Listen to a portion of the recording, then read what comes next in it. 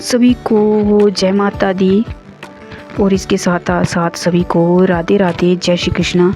स्वागत है आपका लड्डू जी डेली ब्लॉग में।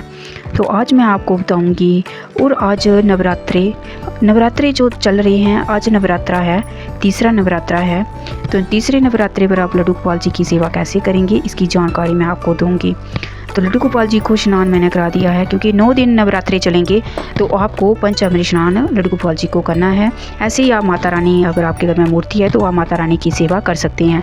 तो आज जो नवरात्रा है वो तीसरा है, और इस दिन विशेष रूप से माँ चंद्रघंटा जी की पूजा की जाती है। तो माँ चंद्रघंटा जी की पूजा की जाती है, उनकी आरती की जाती है। तो माना जाता है कि जो भी व्यक्ति माँ चंद्रघंटा की पूरी श्रद्धा भक्ति से आराधना करता है वह पराक्रमी और निव्या हो जाता है। तो आज मैं आपको इस चंद्रघंटा माता जी के बारे में आपको विस्तार रूप से बताऊंगी। माँ चंद्रघंटा की कथा और उनके मनपसंद भोग के बारे में भी बताऊंगी। तो आप इस ब्लॉग को पूरा देखिए, जिससे आपको पूरी जानकारी हो सके। तो आज नवरात्रि का जो तीसरी दिन है, तो माँ चंद्रघंटा को तीसरा दिन है जो, तो माँ चंद्रघंटा को भी माना जाता है। इनके माथे पर आदर चंद्र सुशोभित है, इसलिए इन्हें चंद्रघंटा कहा गया है। तो साथ में माँ चंद्रघंटा की पूजा अर्चना करने पर हर तरह के व्यय से मुक्ति मिलती है। और साथ ही ये भी माना जाता है कि चंद्रघंटा की कथा का पाठ करने से शरीर के सभी रोग कष्ट दूर हो जाते हैं। तो आप चंद्रघंटा माता की कथा पूरी सुने जो आपको मैं सुनाऊंगी। तो कथाओं के अनुसार माँ दुर्गा का पहला रूप माँ शैलपुत्री है, और दूसरा माँ ब्रह्मचारिणी स्वरूप जो भगवान शंकर को प्राप्त करने के लिए माना जाता है। जब माँ ब्रह्मचारिणी भगवान शंकर को पति रूप में प्राप्त कर लेती हैं, तब वह आदि शक्ति के रूप में प्रकट होती हैं और चंद्रघंटा बन जाती हैं। माँ दुर्गा ने माँ चंद्रघंटा का अवतार तब लिया था जब संसार में दैत्यों का आतंक बढ़ने लगा था। साथ ही उस समय महिषासुर का भयंकर युद्ध देवताओं से चल रहा था। तो महिषासुर देव राज इंद्र का सिंहासन प्राप्त करना चाहता था। वह स्वर्ग लोक पर राज करने की इच्छा पूरी करने के लिए ये युद्ध कर रहा था। तो जब देवताओं को महिषासुर इच्छा का पता चला तो वह परेशान हो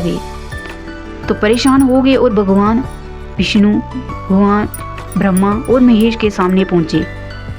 ब्रह्मा, विष्णु और महेश ने देवताओं की बात सुनकर क्रोध प्रकट किया, और क्रोध आने पर उन तीनों के मुख से जो ऊर्जा निकली, उस ऊर्जा से एक देवी अवतरित हुई। उस देवी को भगवान शंकर ने अपनी त्रिशूल, भगवान विष्णु ने अपना चक्र, इंद्र ने अपना घंटा, सूर्य ने अपना तेज और तलवार और सिंह प्रदान किया।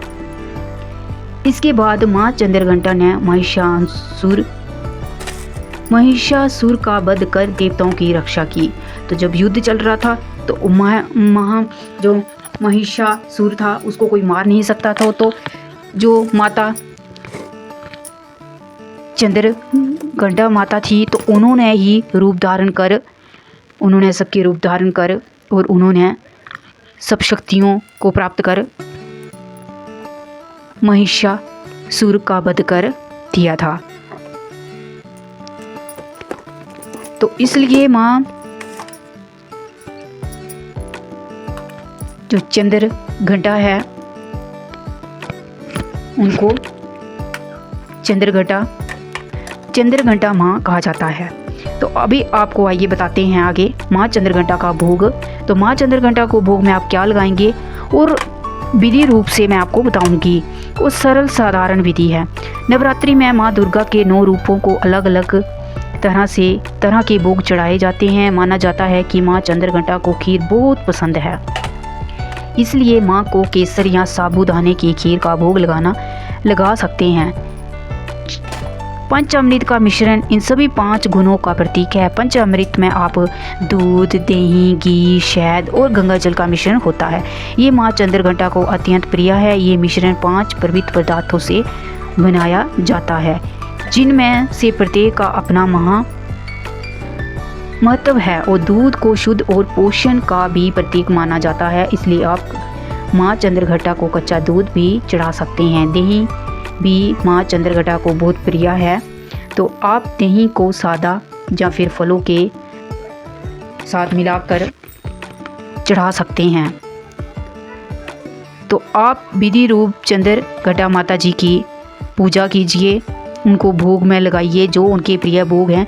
खीर माता को बहुत पसंद है, उस दिन आप खीर बना सकते हैं। व्रत हम सबके वैसे भी चल रहे हैं, तो हम भोग में खीर बनाते हैं साबूदाने की, और भी किसी की खीर बनती है, तो आप माता रानी को चढ़ा सकते हैं। तो विधि रूप आप माता रानी की पूजा के साथ साथ ऐसे ही आप लड्डू गोपाल जी की भी सेवा कर सकते हैं। साधारण सी सेवा है, कोई ताम झाम करने की ज़रूरत नहीं है। अब ताम झाम तो ज़्यादा करना ही नहीं है, साधारण विधि से हमें सेवा करनी है। लड्डू गोपाल जी की भी हम साधारण तरीके से ही सेवा करेंगे, आप सब भी कर सकते हैं।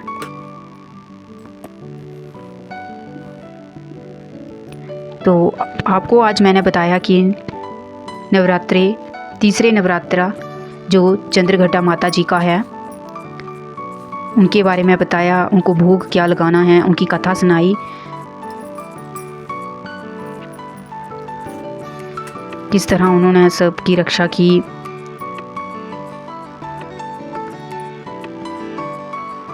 किस तरह से उन्होंने माँ दुर्गा ने जब माँ चंद्रघटा का अवतार लिया था, जब संसार में दैत्यों को आतंक बढ़ने लगा था, साथ ही उस समय महिषासुर का भयंकर युद्ध देवताओं से चल रहा था। देवते थे जो अपने आप को बचा नहीं पा रहे थे, क्योंकि महिषासुर जो था वो बहुत ही भयंकर था, और वो भयंकर ही युद्ध चल रहा था देवताओं के साथ उसका। महिषासुर को हराने के लिए देवराज इंद्र का सिंहासन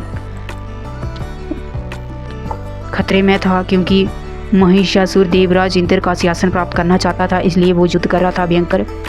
वह स्वर्ग लोक पर राज करने की इच्छा पूरी करने के लिए ये युद्ध कर रहा था। लेकिन फिर जब देवताओं को महिषासुर इच्छा का पता चला तो वह परेशान हो गए, तो इसलिए भगवान ब्रह्मा विष्णु और महेश के सामने पहुँचे। ब्रह्मा विष्णु महेश ने देवताओं की बात सुनकर क्रोध प्रकट किया, और क्रोध आने पर उन तीनों के मुख से जो ऊर्जा निकली, उस ऊर्जा से एक देवी अवतरित हुई।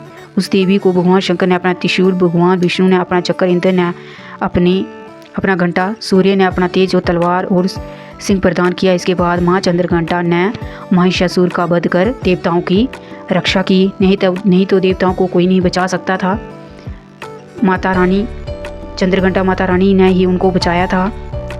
अगर वो नहीं बचाती तो देवताओं को कोई नहीं बचा सकता था।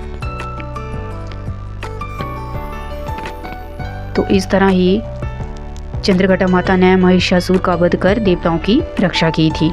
तो सभी भक्तों को जय माता दी, राधे राधे, जय श्री कृष्णा।